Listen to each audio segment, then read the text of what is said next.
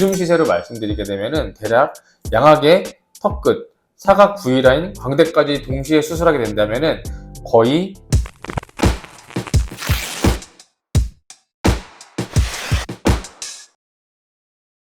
네, 안녕하세요. 리페이스 치과병원 양악도사 김도섭입니다. 도사님은 유튜브 댓글을 확인하시는 편인가요? 네, 저는 유튜브나 인스타그램 댓글을 보통 직접 다 확인하고 있고요. 제가 답변 드릴 수 있는 내용은 거의 바로바로 답변을 드리려고 노력을 좀 하고 있습니다. 그럼 혹시 인상 깊었던 댓글이 있으신가요? 너무 궁금해요. 얼마 전에 제가 수능 응원 영상을 올린 적이 있었는데 이렇게 응원을 해주셔서 너무 감사하다고 열심히 수능 보고 찾아가겠다 답변을 이렇게 주신 적이 있었어요. 실제로 그분이 수능 끝나고 진짜 바로 오셔가지고 수술을 받으셨습니다.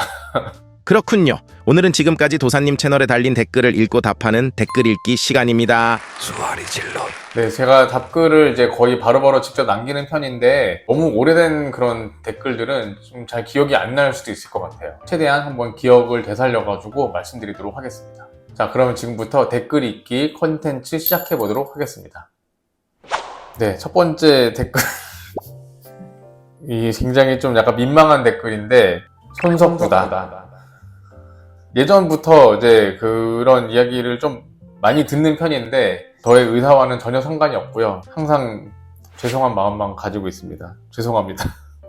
와, 너무 잘생기셨어요. 이렇게 써주셨습니다. 마음만 잘 받겠습니다. 실제로는 별로 그렇지 않은 것 같은데 아무튼 잘 봐주셔서 감사합니다. 26살에 수술하는 거면 좀 늦은 편인가요? 양악 받으러 오시는 분들 나이대가 궁금하다 이렇게 해주셨는데요. 26살에 수술 받으러 오는 거는 전혀 늦은 편이 아니고요. 보통 한 20, 30대 정도가 제일 많이 분포하는 나이대라고 볼 수가 있겠어요. 턱뼈 수술은 몇 살까지 가능한가요? 이렇게 물어보셨거든요. 턱뼈 수술 자체가 불가능한 나이가 있다고 보기보다는 수술을 하고 나서 잘 치유가 일어나지 않는 전신질환을 가지고 있는 게 더 위험하다고 볼 수 있거든요. 나이가 어리다고 하더라도 어떤 전신질환, 그런 신체적 환경을 가지고 있다.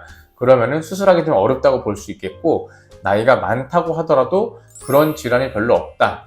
그러면은 당연히 수술하는 데는 문제가 없을 거라고 생각이 됩니다. 선생님, 보호자 없이 수술 가능한가요? 보호자 없이 수술을 받아야 하는데 가능한지 궁금합니다. 이렇게 물어보셨어요. 수술을 받고 입원 기간 동안에 항상 상주에서 당직하면서 관리해 주시는 선생님이 계시거든요. 그렇기 때문에 보호자가 없다고 하더라도 당연히 수술 받는 건 가능합니다. 하지만 빠른 생일이어가지고 대학교 1학년인데 미성년자야. 그럴 수가 있죠. 어떤 의견을 물어보거나 거기에 답변을 해줘야 될 때 스스로 그걸 판단하기 어려운 경우가 있거든요. 그래서 보호자분들께 꼭 될 수 있으면 같이 계시는 게 낫다. 그렇게 말씀드리는 편입니다.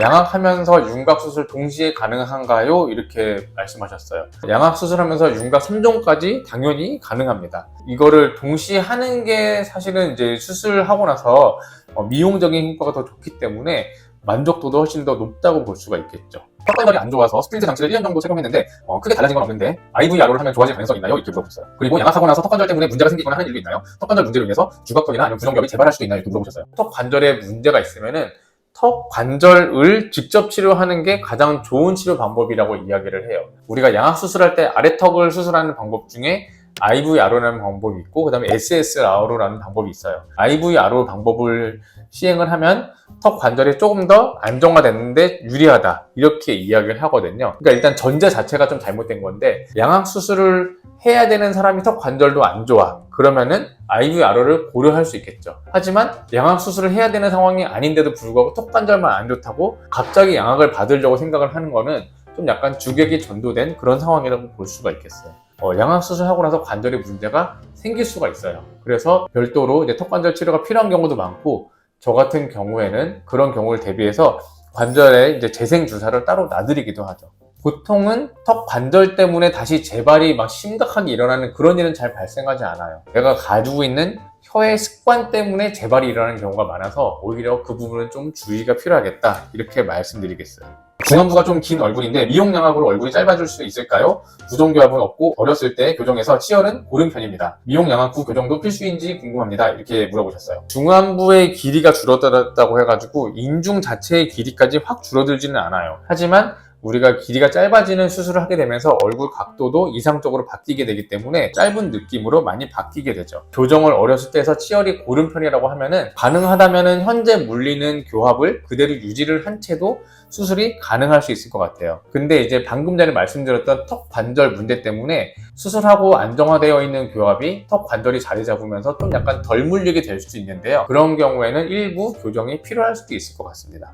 하악 수술로도 정면 변화가 확실히 있을까요? 이렇게 물어보셨는데요.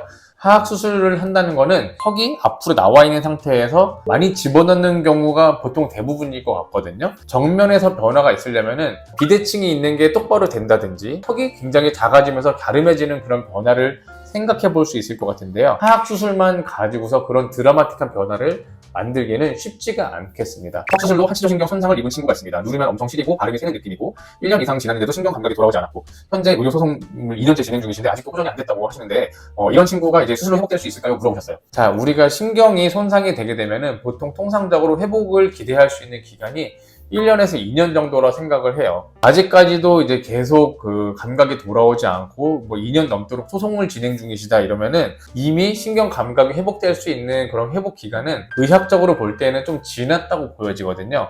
그래서 이런 경우에 우리가 영구적으로 회복되지 않은 장애가 남았다. 그래서 영구장애라는 그런 진단을 내리게 되는데요. 그래서 이런 분들은 우리가 회복하려고 다시 수술을 한다 하더라도 한번 손상된 신경이 다시 회복이 되지 않을 가능성이 더 크기 때문에 완전히 돌아오진 않을 가능성이 훨씬 더 크다. 아쉽지만 좀 그렇게 말씀을 드릴 수 있겠습니다. 궁금한 게 있는데요. 양악 턱 끝 사각 V라인 광대를 동시에 수술 받는다면 대략적인 비용을 알고 싶습니다. 이렇게 물어보셨어요. 요즘 시세로 말씀드리게 되면은 대략 양악의 턱 끝, 사각 V라인 광대까지 동시에 수술하게 된다면은 거의 한 1,800에서 한 2,000원짜리 정도까지 비용이 들지 않을까 그렇게 생각을 합니다. 이건 어디까지나 이제 뭐 개인 병원 정도의 금액이라고 생각을 하고요. 만약에 대학병원을 또 알아보신다 그러면은 또 금액이 조금 더 많이 높아질 수도 있겠습니다. 저한테 수술 받은 지 4인차라고 답글을 쓰셨는데요. 첫째 날, 둘째 날 코막힘을 많이 고생한다는데 전혀 코막힘이 없다고, 지혈이 빨리 되면 그만큼 코막힘도 없는 것 같다고 제가 진짜 최고라고 이렇게 말씀하셨는데 지혈을 꼼꼼하게 하면은 코막힘이 없는 거는 맞는 말인 것 같아요. 지혈을 좀 신경 쓰고 있는 그런 부분도 있는데 그렇다고 해서 모든 분이 다 코가 막히지는 않거든요. 막히지 않고 잘 회복하셨다니 축하드립니다. 입을 크게 벌리려고 이제 할 때 미세하게 소리가 나서 좀 무서운데 괜찮을까요? 광대 수술한 지 2달 차입니다. 이렇게 물어보셨어요. 아마 그 턱 관절에 소리가 나는 게 아닐까 싶은데요. 광대 수술한 지 2달 차가 됐다고 하면은 뼈는 이미 거의 움직이지 않은 상태로 고정이 되어 있을 거예요. 그래서 그 수술한 뼈가 움직이는 거라고 생각이 되지는 않고요. 턱 운동을 열심히 좀 해주셔야 되는데 그런 게 좀 약간 잘 진행되지 않았을 경우에 그리고 턱 기능이 좀 원활하게 회복되지 않았을 때 좀 그런 소리가 나는 일이 생길 수 있을 것 같습니다. 만약에 계속 소리가 나고 좀 아프다 그러면은 턱 관절을 치료하실 거를 추천을 드리겠습니다. 양악이랑 턱 끝 수술 진행하고 이제 입 운동하고 있는데 고정해놓은 핀에 영향이 갈까 걱정이 된다. 그리고 입 운동하면 입 주변 근육이 많이 쓰이는 것 같은데 핀에 영향이 갈까요? 하셨어요. 입 운동이랑 턱 운동이 다르거든요. 근데 지금 말씀하신 거는 입 운동을 이야기를 해요. 이렇게 입술 운동이나 표정 연습을 하는 거는 고정한 핀에 전혀 영향이 가지 않습니다. 많이 쓴다고 하면은 그 부분이 오히려 더 잘 근육이 단련이 되면서 붓기를 빠지는데 도움이 돼요. 그러니까 이제 핀에 영향 가는 건 걱정하지 마시고요. 입술 운동 그리고 입 운동은 많이 해주시기를 추천드리겠습니다. 안녕하세요 교수님. 저 수술 받은 지 3개월하고 일주일 넘었는데요. 러닝이나 점프를 많이 하는 운동을 해도 괜찮을까요? 6개월은 돼야 완전히 회복된다고 들은 것 같은데요. 또 궁금한 점은 사람마다 다르긴 하겠지만 SSRO와 IVRO 회복 속도가 차이가 있나요? 이렇게 물어보셨어요. 수술 받은 지 3개월하고 일주일 넘었으면은 점프를 많이 하는 운동을 해도 완전히 괜찮습니다. 힘이 좀 들어가는 운동을 한다 하더라도 그 정도 회복하셨으면 전혀 문제가 없을 것 같고요. 그리고 만약에 3개월 정도 지났다고 하면은 SSRO랑 IVRO를 했다고 해가지고 회복 속도에 차이가 있지는 않습니다. 수술한 초반에는 물론 SSRO가 조금 더 안정적인 건 사실이에요. 하지만 SSRO와 IVRO를 하고 나서 한 2, 3주 이상 시간이 흘렀다. 그러면은 그때부터는 큰 차이가 없다고 생각이 됩니다. 오른쪽 위아래 사랑니가 있는데 같은 날 위아래 다 뽑을 수 있나요? 위아래 다 똑바로 났다고 이렇게 말씀하셨어요. 당연히 위아래 사랑니가 있으면 같은 날 뽑는 게 훨씬 더 낫고요. 그렇게 하시는 거를 추천을 드립니다. 잘 모르시는 부분이 있는데 위아래 뺄 때 두 군데를 빼면 더 많이 아프다고 생각하는데 대부분은 위는 아래의 한 절반도 안 아파요. 그렇기 때문에 상처가 있다 하더라도 위아래를 빼면은 2배가 아픈 게 아니고 한 1.1배에서 1.2배 정도 아프거든요. 그러니까 하나를 뺀 거랑 통증이 그렇게 큰 차이가 안 납니다. 선생님 양악 예정인데 혀를 완전히 입천장에 닿기 힘들면 혀 절제술이 필요할까요? 하게 된다면 순서는 어떻게 될까요? 외국은 마이오 펑셔널 세라피라고 해서 혀 절제 전에 혀 훈련 같은 걸 하는 것 같은데 국내에서는 정보가 잘 없네요 하셨어요. 마이오 펑셔널 세라피라는 거는 국내에서도 꽤 많이 알려져 있기는 해요. 하지만 정보를 이제 좀 찾기가 좀 어려운 건 사실이고요. 만약에 혀 절제술이 꼭 필요한 경우라고 하면은 마이오 펑셔널 세라피를 수술하기 전부터 해야 될 필요는 없고 하고 나서 하셔도 충분하거든요. 그리고 이제 혀를 입천장에 닿기 힘들어하는 상태라고 해가지고 혀 절제술이 반드시 필요한 건 아닌데요. 혀가 좀 짧아서 그럴 수 있거든요. 설소대라고 이야기하는 부분이 있거든요. 이 설소대를 좀 연장하는 그런 수술이 필요한 상황이라고 말씀하셨어요. 양악 수술을 할 때 설소대 절제술을 해가지고 하는 거는 당연히 가능하고요. 설소대 절제술이든 혀가 너무 커가지고 부분적으로 잘라내는 혀 절제술이든 뼈 수술을 하고 나서 혀 수술은 제일 마지막에 한다. 이렇게 말씀드릴 수 있겠어요. 현재 같은 경우에 혀가 너무 짧아가지고 입천장에 닿기 힘든 상황이라고 하면은 지금 당연히 혀 훈련하는 것도 좀 어려울 것 같아가지고요. 수술하시고 나서 하시면은 충분할 것 같습니다. 김도섭 선생님은 제가 태어나서 본 의사 선생님 중에 제일 의로우신 분이다. 환자 입장에서 아픈 마음까지 치유해 주시는 정말 좋은 의사 선생님입니다. 존경합니다. 이렇게 하셨어요. 저는 이제 그런 마음을 가지고 환자분을 치료하는 건 사실인데 될 수 있으면 환자분께 진실을 말씀드리려고 그러고 환자분이 불편한 부분을 이해해 드리려고 좀 노력을 하는 편이기는 해요. 또 알아주셔서 제가 오히려 더 감사한 것 같습니다. 지금까지 댓글 읽기 해보셨는데 어떠셨나요? 네. 하나하나 이제 읽다 보니까 그때 이제 제가 치료했었던 분들도 이제 얼굴이 하나씩 생각이 나고 뭔가 이런 댓글들을 읽으면서 제 책임감이 더 좀 커지는 그런 시간이 된 것 같아요. 처음 녹화 시작할 때보다 제 어깨가 좀 더 내려가 있지 않나요? 어깨가 무거워졌습니다. 그렇다면 댓글 답변 다루실 때 특별히 신경 쓰시는 부분도 있으신가요? 될 수 있으면은 이분이 제가 댓글이 아니고 지금 제 앞에 앉아 있다고 하더라도 동일한 답변을 드린다고 생각을 하고서 댓글을 쓰고 있거든요. 사실만을 말씀드리려고 그리고 의학적인 지시를 쉽게 전달해 드리려고 생각을 하면서 쓰고 있어가지고요. 그런 부분만 고려해서 쓰는 것 같습니다.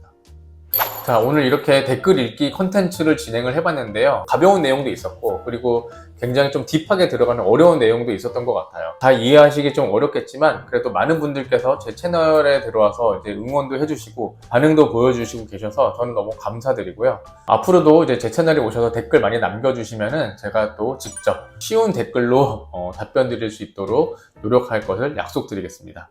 자, 그러니까 이제 앞으로도 제 채널에 들어오셔서 많이 댓글도 남겨주시고 가능하면 구독과 좋아요도 부탁드리도록 하겠습니다. 자, 그러면 저는 또 다음에 더 유익한 영상으로 찾아뵙도록 하겠습니다. 다 함께 리페이스